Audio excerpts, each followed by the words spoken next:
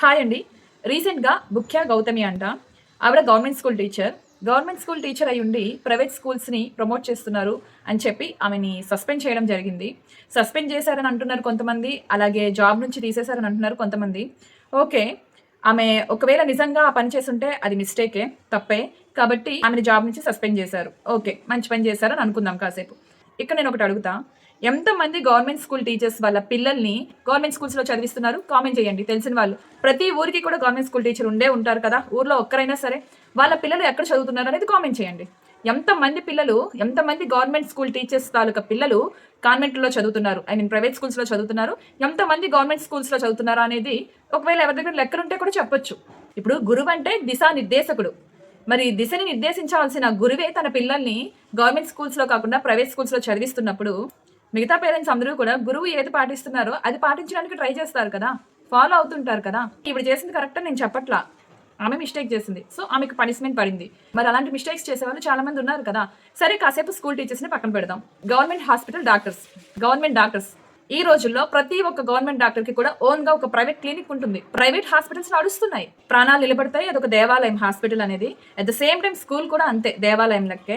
కాబట్టి హాస్పిటల్స్ అయినా, స్కూల్స్ అయినా పనిష్మెంట్లు అనేవి ఒకేలా ఉండాలి. టీచర్స్ అయినా సరే, డాక్టర్స్ అయినా సరే.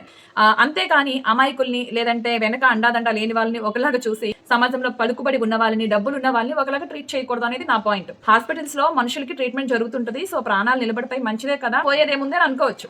నిజమే మంచిదే. కానీ ఇందులో కూడా చాలా చెడుంది. అదేంటి అంటే ఎన్ని హాస్పిటల్స్ పర్మిషన్స్‌తో అంటే గవర్నమెంట్ పర్మిషన్స్‌తో నడుస్తున్నాయి.